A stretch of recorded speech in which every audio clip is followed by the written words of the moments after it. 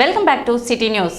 కుటుంబ విలువలు సమాజం పట్ల బాధ్యత పెద్దవారి నుండి మాత్రమే అలవర్చుకోగలమని సబ్ కలెక్టర్ సంజనా సింహ అన్నారు. మంగళవారం సీనియర్ సిటిజన్ వెల్ఫేర్ అసోసియేషన్ ఆధ్వర్యంలో ప్రపంచ వయోవృద్ధుల దినోత్సవం నిర్వహించారు. స్థానిక నందులపేట కవిరాజ పార్క్లోని సీనియర్ సిటిజన్ హాల్ నందు జరిగిన కార్యక్రమానికి తెనాలి సబ్ కలెక్టర్ సంజనా సింహ ముఖ్య అతిథిగా పాల్గొన్నారు. ఈ సందర్భంగా జరిగిన సభకు అసోసియేషన్ అధ్యక్షులు మోవా సత్యనారాయణ అధ్యక్షత వహించారు. తొలుత సెప్టెంబర్ నెలలో జన్మించిన అసోసియేషన్ సభ్యులను 75 సంవత్సరాలు నిండిన మరియు సహస్ర పూర్ణచంద్ర దర్శనం చేసిన వారిని సత్కరించారు. అసోసియేషన్ తరఫున వరద బాధితుల సహాయార్థం 50,000 రూపాయలను సబ్ కలెక్టర్ చేతుల మీదుగా సీఎం రిలీఫ్ ఫండ్ కు అందజేశారు. సబ్ కలెక్టర్ సంజనా సింహ మాట్లాడుతూ తన నాయనమ్మ తనకు తొలి ఇన్స్పిరేషన్ అని చెప్పారు. వయసు అంటే నెంబర్ కాదని, వయసు అంటే పెద్దలు అనుభవాలని గుర్తు చేశారు.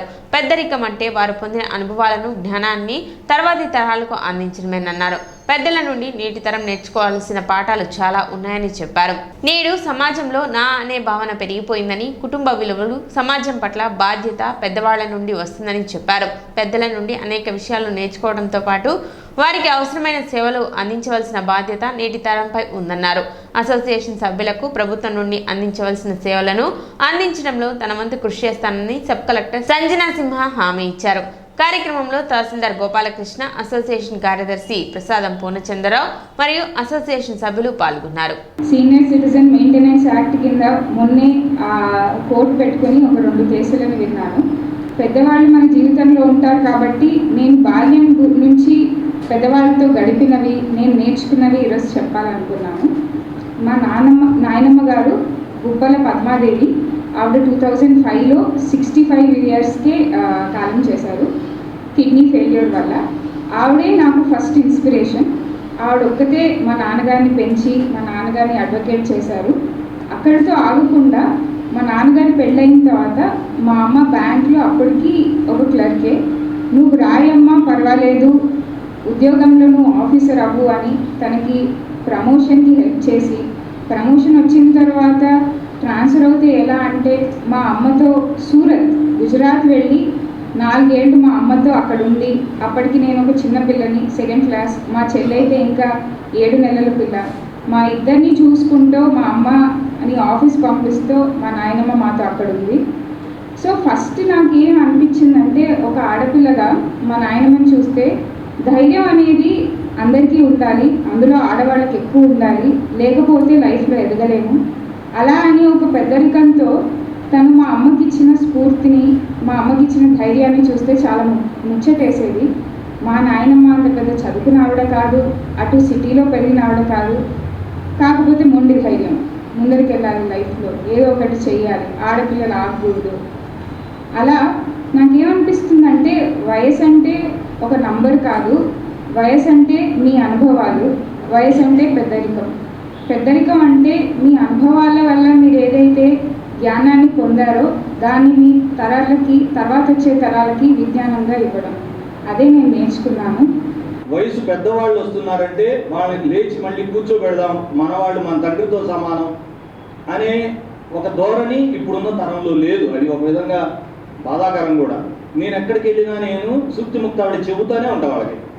నాకంటే చిన్నవాళ్ళకి అట్లా కాదయ్యా బాబు, రిసీవ్ చేసుకోవాలి, చక్కగా ముందు కూర్చోబెట్టాలి, వాళ్ళు ఏ పరిస్థితుల్లో వచ్చారో వినాలి వాళ్ళ వైపు నుంచి, ఆ తర్వాత పని.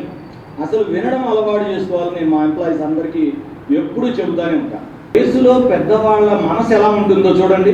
వాళ్ళే నడవలేని పరిస్థితుల్లో ఉంటారు, వాళ్ళు ఇంకొకళ్ళకి ఏదో సహాయం చేద్దామనే ఆలోచనలో ఉంటారు. అందుకనే నేను వారికి ఈ డయాస్ మీద నుంచి హృదయపూర్వకంగా నమస్కరిస్తున్నాను. మరి అలాంటి వ్యక్తి ఆఫీస్ చుట్టూ తిరుగుతూ ఉంటే మా తహసీల్దార్ గారు ఏమన్నారంటే, చట్టమేనండి, మనకి చట్టమే మన చుట్టం, మనం అది చేయలేము, ఎట్టి పరిస్థితుల్లో ఆ రూల్ చేయలేము. రూల్ ఏంటి? రూల్ ఎట్లా ఉంది? బ్రిటిష్ కాలం 1969లో వచ్చిన చట్టంలో మనిషి ఎక్కడ చచ్చిపోతే అక్కడ సర్టిఫికేట్ తీసుకోమని ఉంది. కావాలంటే ఆయనకి ఆటోనో ట్రైన్కో ఛార్జీలు డబ్బులు ఇచ్చి పంపిద్దామండి అని అంటాడు. నా మనసు ఎక్కడో ఏదో, ఏంటి చట్టాలు ఇవన్నీ మనుషుల కోసం కాదా, ఇవన్నీ ఎందుకు ఈ రెస్ట్రిక్షన్స్ అని ఎక్కడో మనసు కొంచెం డిస్టర్బ్ చేస్తూ ఉంది. నాకు నిద్ర పట్టేది కాదు. సరే 2-3 సార్లు అడిగి మా ఎంఆర్ఓ గారిని ప్రతి నెల చివరి నెల సమావేశం కావటానికి, అందరినీ ఒక చోట చేరటానికి నెలలో ఒక్కసారి మంచి చెడ్డ మాట్లాడుకోవటానికి పెద్దవాళ్ళు అందరూ కూడా 70 సంవత్సరాల పైన 60 సంవత్సరాల పైన అంటాం కానీ సీనియర్ సిటిజన్స్ ఇక్కడ ఉండాలంతా కూడా దాదాపుగా 70 సంవత్సరాల పైనే అందరంగా కూర్చొని మంచి చెడ్డ ఫ్యామిలీ విషయాలు కానీ లేకపోతే మంచి చదువు కానీ లేకపోతే ఇంకా విషయాలు మనం ఏదో ఒక విషయాలు మాట్లాడుకోవడానికి అనువుగా మనం ఈ అసోసియేషన్ స్థాపించుకున్నాం. మన సభ్యులందరూ కూడా ఎంతో సహాయ సహకారాలు అందిస్తాన్ని ఈ అసోసియేషన్ ఇంతకాలం ఈ విధంగా నడుస్తుంది. ఇంతవరకు కూడా తెనాల్లో ఖచ్చితంగా ప్రతి నెల చివరి ఆదివారం నడపడం కానీ ఇంకా ముఖ్యమైనది ఏంటంటే మన పెద్దవాళ్ళలో ఎవరికన్నా పిల్లలు కనుక సరిగా కనుక పట్టించుకోని పరిస్థితుల్లో మన సబ్ కలెక్టర్ ఆఫీస్ గారికి కనుక మనం ఇచ్చేస్తే వాళ్ళు 2-3 కేసులు నేను తీసుకెళ్తే ఇమీడియట్గా కోర్టు ద్వారా కూడా అక్కర్లేదు ఇద్దరిని కౌన్సిలింగ్ చేసి చాలా బాగా చేశారు. వారి సబ్ కలెక్టర్ ఆఫీస్ మేడం గారికి కూడా ధన్యవాదాలు తెలియజేస్తున్నాను. నందులపేటలోని మాంటిసోరీ ఇంగ్లీష్ మీడియం స్కూల్ నందు గాంధీ జయంతి వేడుకలు ఘనంగా నిర్వహించారు. ప్రిన్సిపల్ డాక్టర్ జేమ్స్ మోన్లీ గాంధీ చిత్రపటానికి పూలమాలలు వేసి కార్యక్రమాన్ని ప్రారంభించారు. ఈ కార్యక్రమంలో చిన్నారి బాలబాలికలు గాంధీ జీవిత చరిత్రను వివిధ రకాల వేషధారణలతో హావభావ ప్రకటనలతో అందరినీ అలరించారు. గాంధీ జీవిత చరిత్ర, ఉప్పు సత్యాగ్రహం, చంపారం ఉద్యమం, విదేశీ వస్తు బహిష్కరణ నిర్వహించారు. పాఠశాలలోని ఉపాధ్యాయులందరూ గాంధీ జయంతి సందర్భంగా ఖాదీ వస్త్రధారణలతో ఖాదీ ఉద్యమాన్ని గురించి అందరికీ అవగాహన కల్పించారు. ఈ కార్యక్రమం సందర్భంగా మాంటిసోరీ మిర్రర్ మ్యాగజైన్ సెప్టెంబర్ ఎడిషన్ను 9వ తరగతి ఉపాధ్యాయుని విద్యార్థులు ఆవిష్కరించారు. కార్యక్రమంలో principal doctor James Monley, vice principal Vijay Kumari, incharge Rekharani, Sharada, Satyasri తదితర ఉపాధ్యాయులు, తల్లిదండ్రులు పాల్గొన్నారు.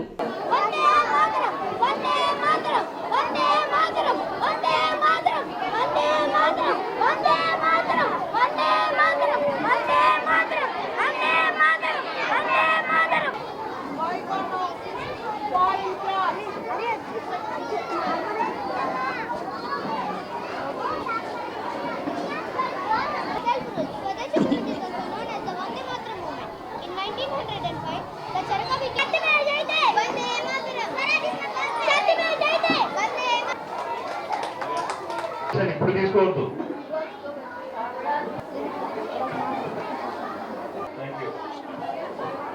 House engineers, teachers, please start your programmes.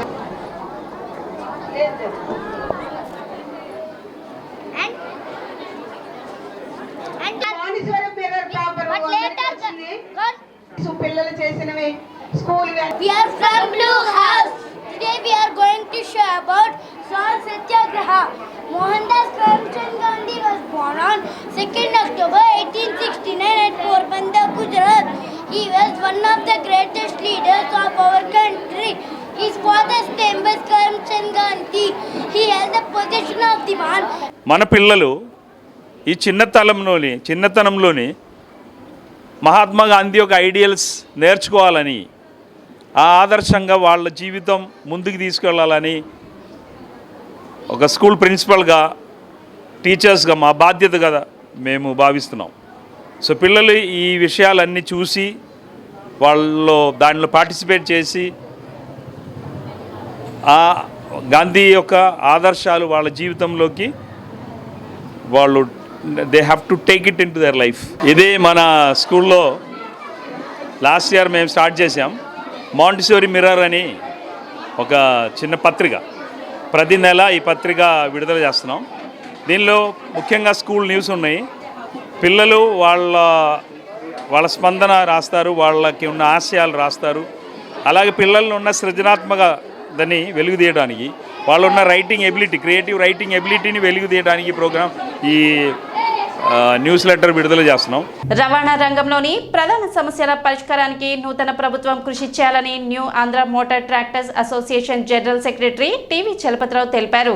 Goods రవాణా రంగం పూర్తి సంక్షోభంలో ఉన్న తరుణం కనుక రవాణా వాహన యజమాని మరియు డ్రైవర్లకు సంబంధించిన సమస్యల పరిష్కారం కోసం ఏపీ విద్య మరియు ఐటీ శాఖ మంత్రి నారా లోకేష్కు వినతి పత్రంతో పాటు వరద బాధితుల సహాయం కోసం 1,05,000 రూపాయల చెక్ అందించడం జరిగిందని తెలిపారు. రవాణా రంగంలోని ప్రధాన సమస్యలను ఆయన దృష్టికి తీసుకువెళ్లినట్లు వెల్లడించారు.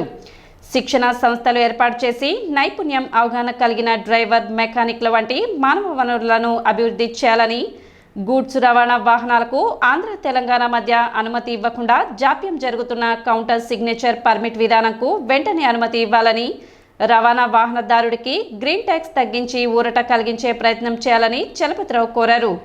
నమత అసోసియేషన్ తీసుకున్న రవాణా రంగంలో లంచగొండి విధానం పారద్రోలే పోరాటం మంచి ఫలితాన్ని ఇచ్చిందని, చట్ట పరిధిలో సరుకు రవాణా చేస్తే ఇతర రాష్ట్రాల్లో కూడా నమత అసోసియేషన్ అండగా నిలిచి క్షేత్రస్థాయిలో లంచం అడిగిన అధికారిపై చర్యలు తీసుకునేలా సహాయం అందిస్తుందని తెలిపారు. ప్రధానంగా విజయవాడలో వచ్చినటువంటి వరద బాధితుల సహాయార్థం 1,05,000 రూపాయలు ఈ రోజున లోకేష్ గారికి అందించడం జరిగింది. అలాగే రవాణా రంగం తీవ్ర సంక్షోభంలో ఉన్న విషయం వారి యువగళం పాదయాత్రలో వారికి వివరంగా సమస్యల గురించి చెప్పడం జరిగింది. వాటిలో ప్రధానమైనది గ్రీన్ ట్యాక్స్. ఈ గ్రీన్ ట్యాక్స్ గురించి ప్రక్క రాష్ట్రాల్లో ఉన్నటువంటి విధానాన్ని పరిశీలన చేసి సవరించి లారీ ఓనర్కి ఉపశమనం కలిగించమని, ఐటీ మరియు విద్యాశాఖ మంత్రిగా ఆయన తీసుకుంటున్నటువంటి చర్యల్లో భాగంగా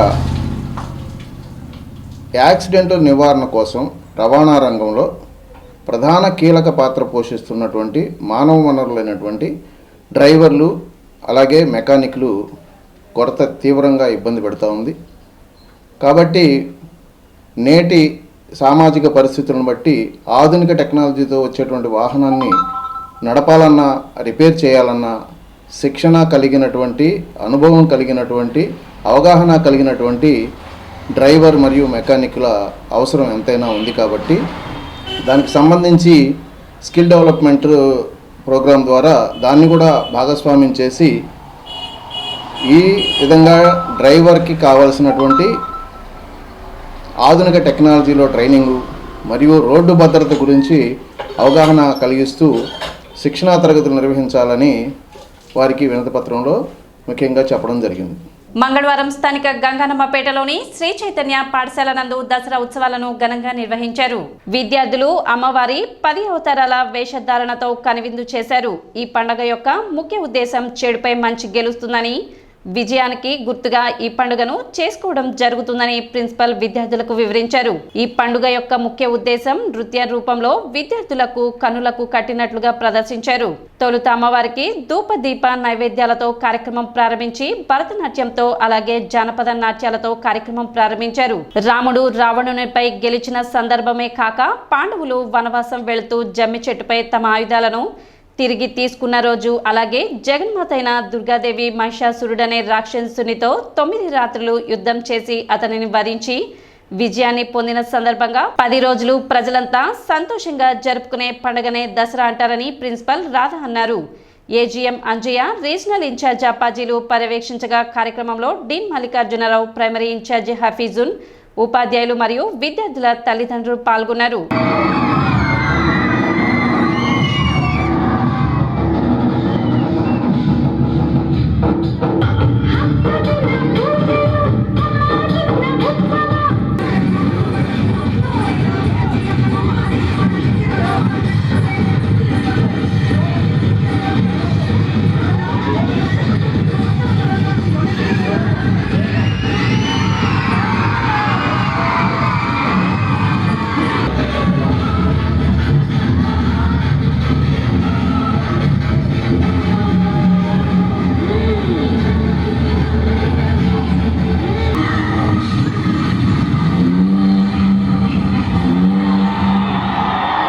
చైతన్య స్కూల్ గంగానమ్మపేటలో ఉన్న చైతన్య స్కూల్ క్యాంపస్ నుంచి మాట్లాడుతున్నామండి.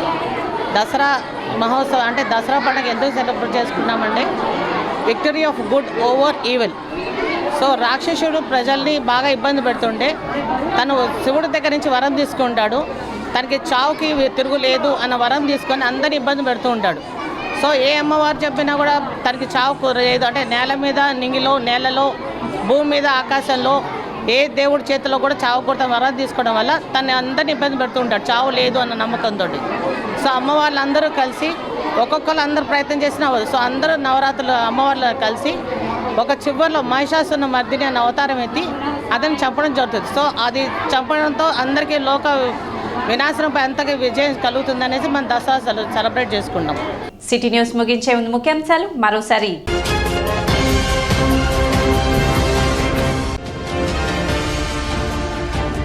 ప్రభుత్వం తరపున వైట్ రేషన్ కార్డుదారులకు 67 రూపాయలకే కందిపప్పును మరియు 17 రూపాయలకే పంచదారను రాష్ట్ర వ్యాప్తంగా అందజేయనున్న కార్యక్రమాన్ని ప్రారంభించిన మంత్రి నాదెండ్ల మనోహర్.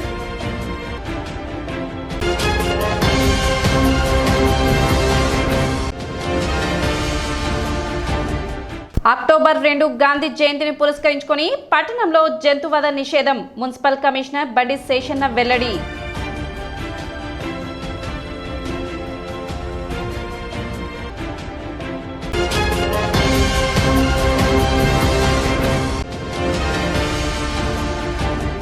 తెనాలి మండల పరిధిలో జరిగిన పెన్షన్ల పంపిణీ కార్యక్రమంలో పాల్గొన్న మంత్రి నాదెండ్ల మనోహర్.